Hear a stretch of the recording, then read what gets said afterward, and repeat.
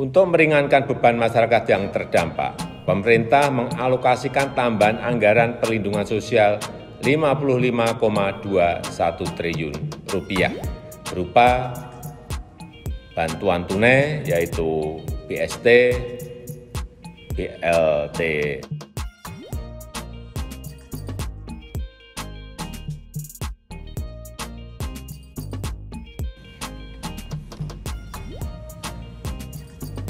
Bismillahirrahmanirrahim. Assalamualaikum warahmatullahi wabarakatuh. Salam sejahtera bagi kita semuanya. Om Swastiastu, Namo Buddhaya, salam kebajikan.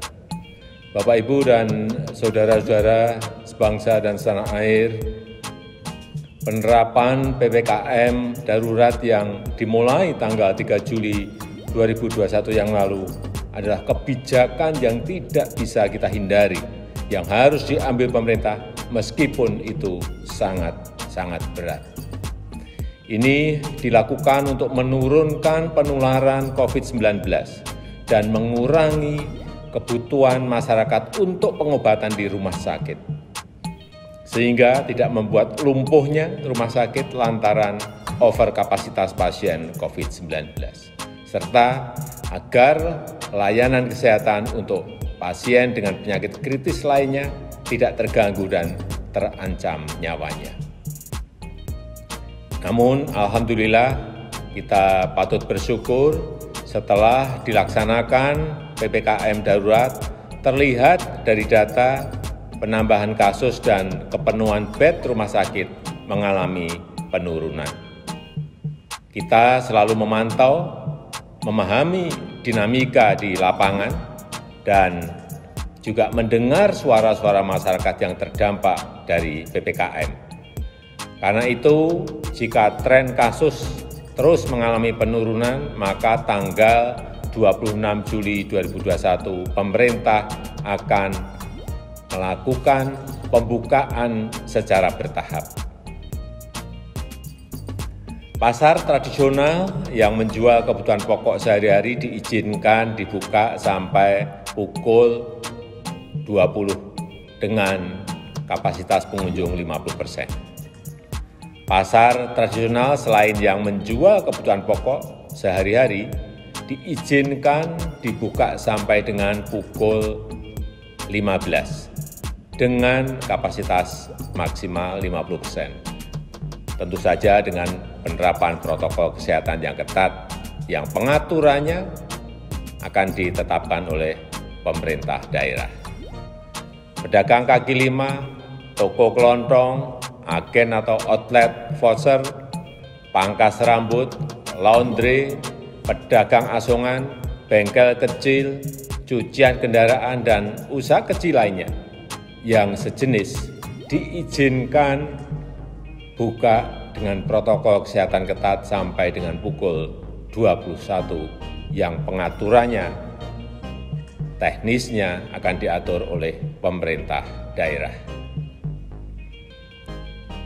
Warung makan, pedagang kaki lima, lapak jajanan, dan sejenisnya yang memiliki tempat usaha di ruang terbuka diizinkan buka dengan protokol kesehatan dengan ketat sampai pukul 21 dan maksimum waktu makan untuk setiap pengunjung 30 menit. Sedangkan kegiatan yang lain pada sektor esensial dan kritikal, baik di pemerintahan maupun swasta, serta terkait dengan protokol perjalanan akan dijelaskan secara terpisah. Saya minta kita semuanya bisa bekerja sama bahu-membahu untuk melaksanakan PPKM ini dengan harapan kasus akan segera turun dan tekanan kepada rumah sakit juga menurun. Untuk itu, kita semua harus meningkatkan kedisiplinan dalam menerapkan protokol kesehatan, melakukan isolasi terhadap yang bergejala, dan memberikan pengobatan sedini mungkin kepada yang terpapar.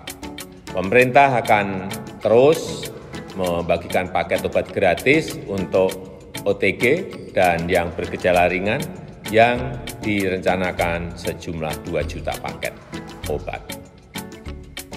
Lalu bagaimana bantuan untuk masyarakat yang terdampak?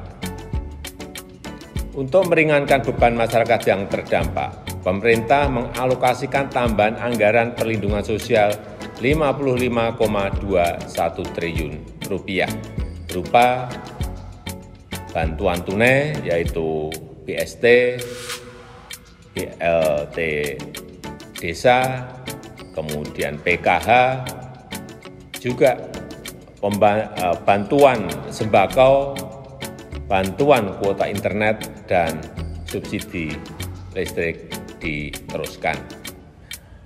Pemerintah juga memberikan insentif untuk usaha mikro informal sebesar 1,2 juta untuk sekitar 1 juta usaha mikro, dan saya sudah memerintahkan kepada para menteri terkait untuk segera menyalurkan bansos tersebut kepada warga masyarakat yang berhak. Saya mengajak seluruh lapisan masyarakat, seluruh komponen bangsa untuk bersatu melawan COVID-19 ini. Memang ini situasi yang sangat berat, tetapi dengan usaha keras kita bersama, insya Allah kita bisa segera terbebas dari COVID-19. Dan kegiatan sosial, kegiatan ekonomi masyarakat bisa kembali normal. Terima kasih. Wassalamualaikum warahmatullahi wabarakatuh.